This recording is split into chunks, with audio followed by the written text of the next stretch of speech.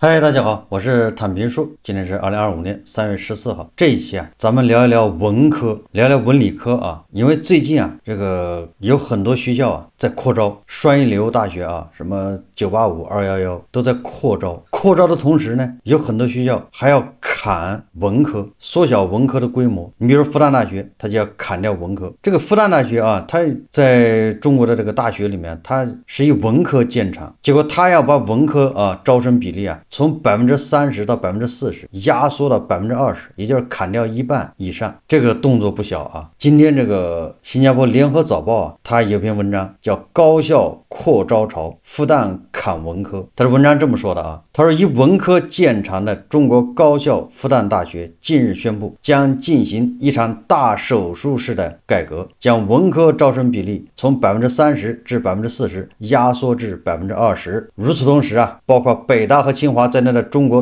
多所知名高校上周瞄准人工智能等方向，接连宣布扩招本科生。你看这一扩一砍，让中国高校学科布局改革以及文理学科之争再度成为舆论焦点。这个复旦大学大家知道为什么说它以文科见长呢？实际上我也不太清楚，但是复旦大学几个名人好像都是文科，是不是韦伟老师是复旦大学的吧？反正是咱们宣传理论界的几个扛把子，上书房行走几个几大军师吧，国师好像都是复旦的。排名紧随其后的应该是人大，因为人大有这个金教授，还有那个什么人大重阳什么学院汪文老师，是不是有这么个说法南复旦北人大，一南一北遥相呼应，是咱们舆论的理论界的扛把子。这个复旦大学校长金立在上周开幕的中国全国人大会议期间接受南方周末采访时介绍复旦招生方向和专业安排将有颠覆性的变化。他说比如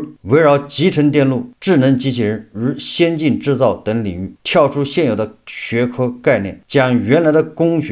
科学院全部拆分为6个创新学院。但也提到学校同时会有大量的新文科，但文科招生的比例会降到20%。也就是说它不仅文科生招生比例下降，而且它原来的文科专业还要调整了很多新的专业。那我只能按照人民日报的解释这个理论那就是虽然看文科的招生比例下降了，但是他招的这个新的专业，文科专业新的方向的增加了，这是高质量的部分增加了原来低质量的部分呢减少了。这一增一减并没有减少复旦的文科的这个力量你应该这么理解其他理解都是错误的。说复旦大学的这一改革信号获得不少赞同，有网民说复旦终于开始重视理科了，还有网民说AI 时代大量普通水平的文科生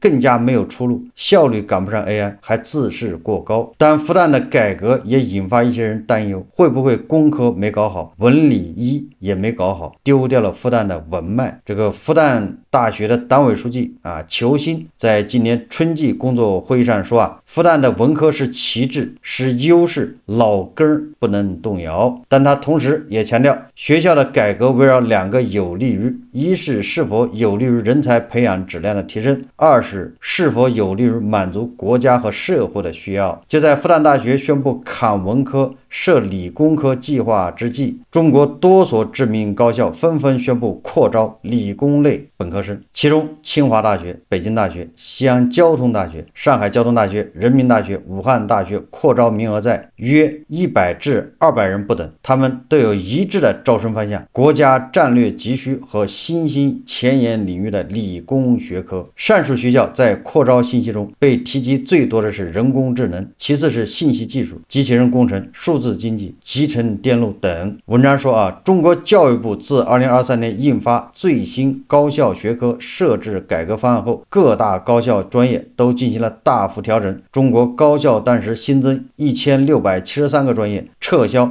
1670个专业，数量创历史新高。但新一轮高校扩招潮不可忽视的一个背景是，眼下由深度求索 DeepSeek 在中国引领的人工智能、人形机器人等新兴科技浪潮，以及它带来的一系列连锁反应。这股浪潮不仅引发了地方政府和世界企业界的广泛关注，激发了市场对中国科技的乐观情绪，也凸显出科技创新在教育布局中的战略意义，也就是咱们实施科教兴国战略，提升国家创新体系整体效能，推进高水平科技自立自强，强化关键核心技术攻关和前沿性、颠覆性技术研发，加快组织实施和超前布局重大科技项目。具体的教育领域说要分类推进高校改革，扎实推进优质本科扩容，加快专业流建设，完善学科设置调整机制和人才培养模式。这个联合早报说文科的普遍困境，一边是理工科为基础的科技创新欣欣向荣，另一边却是人文社科面临的全球性萧条。根据经济合作与发展组织的数据，过去10年里，全球4%的成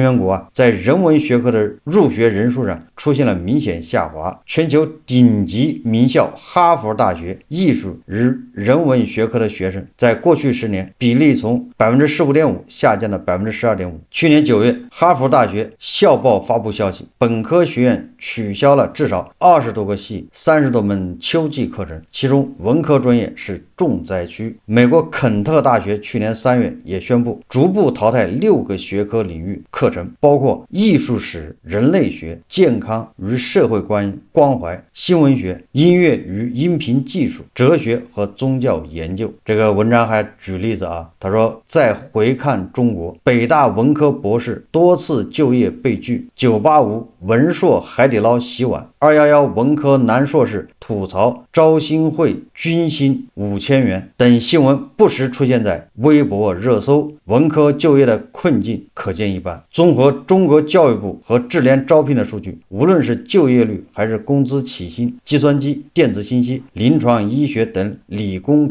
专业都明显高于文科。说去年中国人文学科毕业生的就业签约率仅 43.9%， 而再前一年文科的就业率仅为 12.4%， 远低于理科生就业签约率，甚至不到理科生就业签约率的一半。而软件工程、计算机科学与技术毕业生起薪分别可达7056元、6686元，而在文科薪资水平较高的视觉传达设计专业起薪也仅为5374元。就是说这个文科生连工资起薪都比理工科要低。据中国高教管理数据与咨询公司麦克斯发布的2022年一项数据显示，说月收入前10的专业中没有一个是文科。随着中国制造业向高端化、智能化转型，半导体、新能源、生物医药等领域人才缺口明显，对理工科专业人才需求更加旺盛，文理科毕业生的就业情况还会进一步失衡。这个文章进一步说他说人工智能的加剧文科危机，以 ChatGPT、DeepSeek 为代表的人工智能在语言处理、信息整合等方面展现出强大的能力，许多基础文案撰写、翻译等文科相关工作，人工智能有胜任的可能，这进一步加剧了文科专业的就业压力。而理工科专业却能在这一个科技变革中找到更多发挥的空间和价值，就业道路更加广泛。这是科技本身的性质给文科就业带来的变化。从政策层面看，科技自立自强已成为中国发展的核心战略，尤其中美之间围绕人工智能、信息技术、晶片产业等展开的激烈竞争，中国未来一段时间必然对这类人才还有很大的需求。高校据此对文理科招生规模和培养模式做出调整，也符合人才的需求趋势。但文科是否就该被压缩？尤其以文科见长的高校，为了赶上科技人才潮而压缩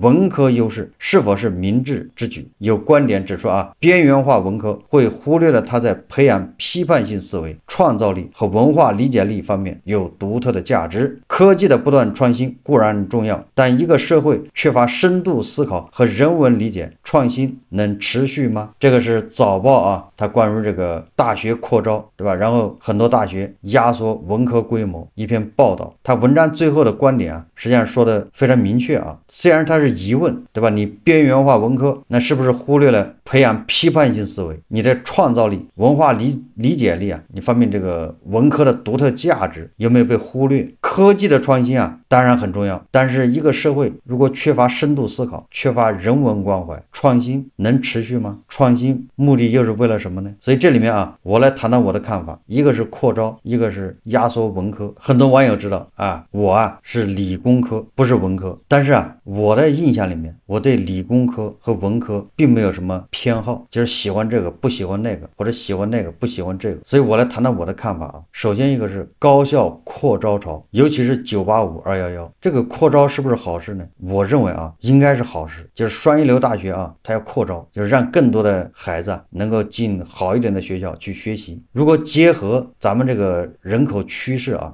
你看新生儿现在是700万，后面恐怕还进一步下降，也就是过10几年啊，不仅说那时候的年轻人考大学容易，普通大学那是你是随便上，211、985难度也小得多，因为人家扩招了嘛。如果211、985每年招收新生300万，我只举这例子啊，那么对吧？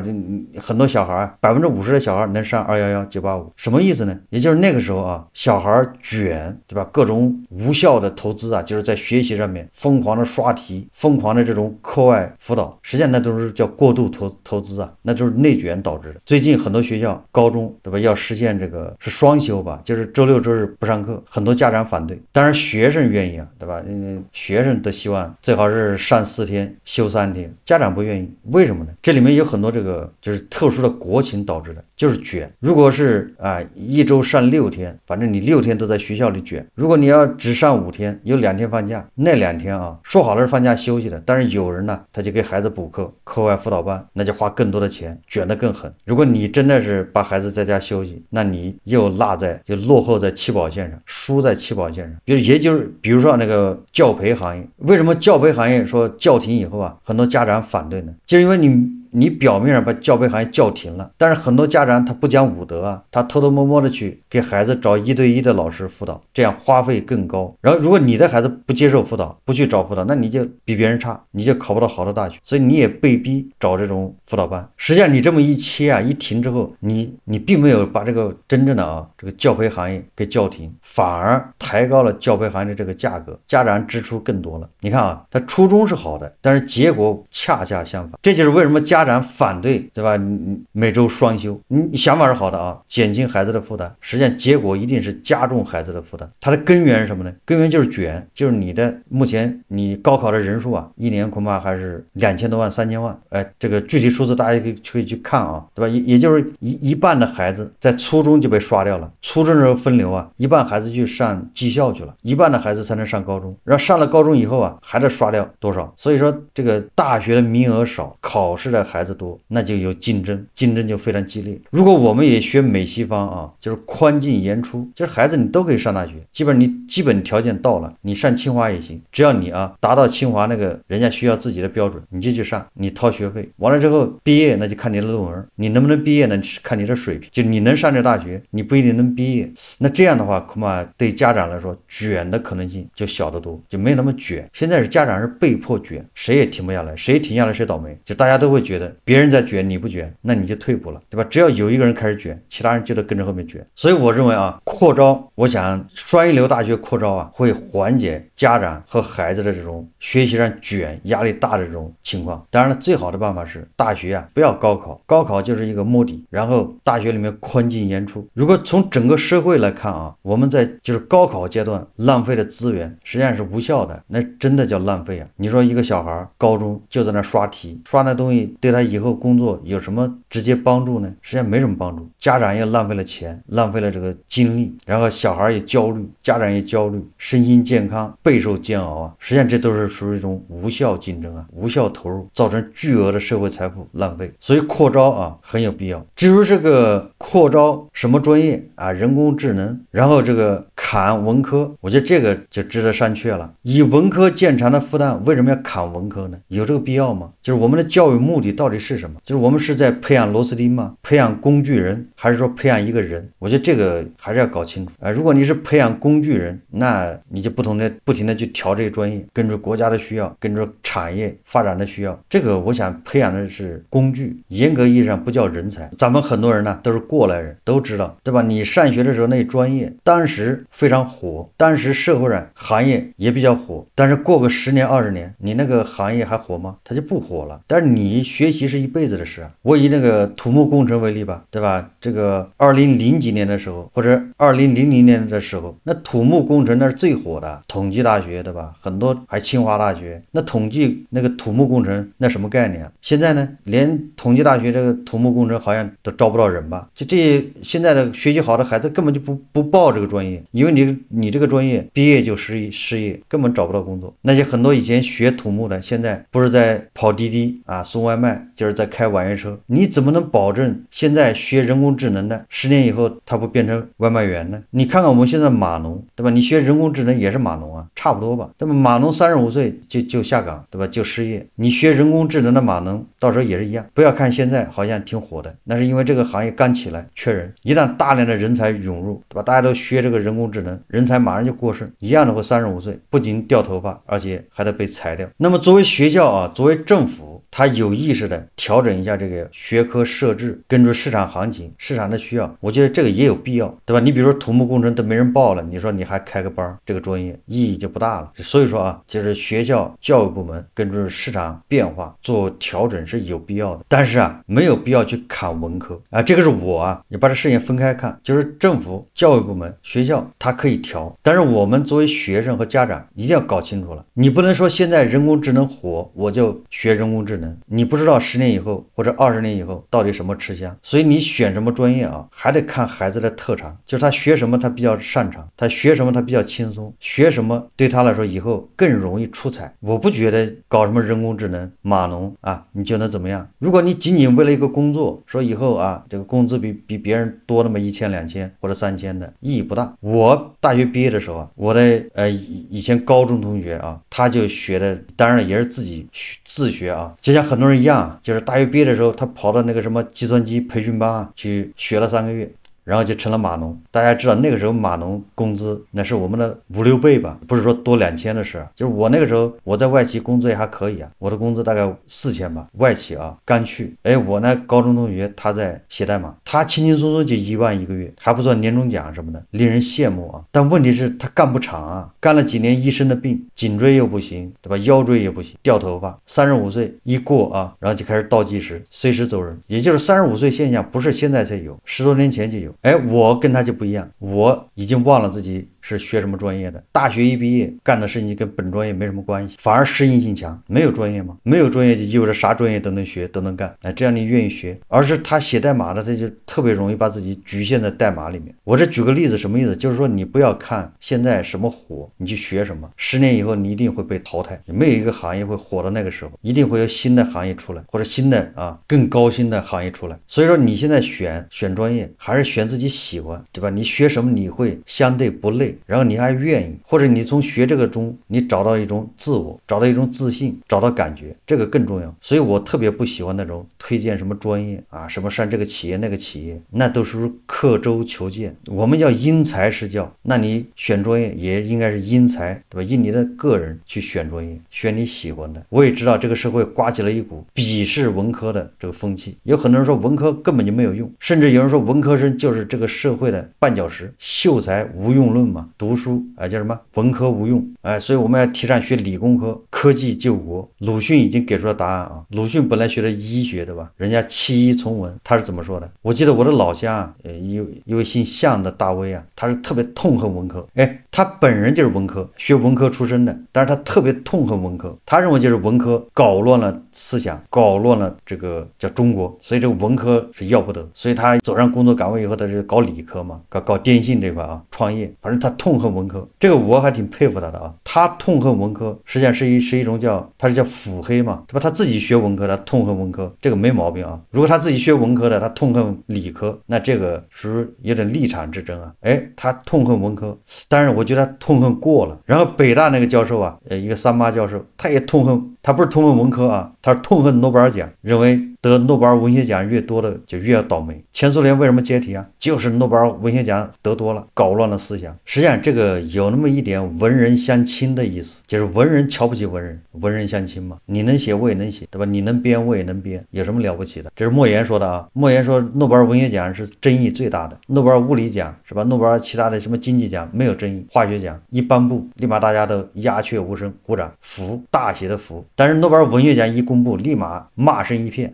不光说中国人获诺贝尔文学奖被骂啊，就是其他人获诺贝尔文学奖一样的有人骂，就是难免就是文人相亲嘛，就你写的那什么垃圾玩意儿。俗话说文无第一，武无第二，就这意思。我也不说文科多好啊，也不能说理工科多好，好不好根据你个人，你适合学什么你就选什么，不要人云亦云。文科没有前途吗？如果说从经济角度考虑，文科目前啊恐怕确实收入低一点，工作不是那么特别好，就是目前来说，但是未来不一定啊。我觉得人工智能它最应该替代的是那种推理啊，真正的文科文学，人工智能反而取代不了。我理解的啊，就是文学它有人格，它有自我，这跟理工科没关系，理工科是科学是技术，你说哪种最容易被取代？而这个人工智能，比如 DeepSeek 还是 ChatGPT 还是 Grok， 它都没有自我，没有这种意识，它只是一种推理，它怎么会取代文科呢？它最有可能替代的是理科啊，理工科啊，让它写段代码，它保证写出来一点问题没有。但是你让它写一篇作文，实际上也只能是提供个思路，你是不能用的，因为你感觉他那个写的是冷冰冰，没有一点人气啊。所以在我看来，这个人工智能它不是非但不能取代文科，它反而要取代的是理工科，宗教信仰，对吧？这些东西人工智能恐怕都挺困难。我们的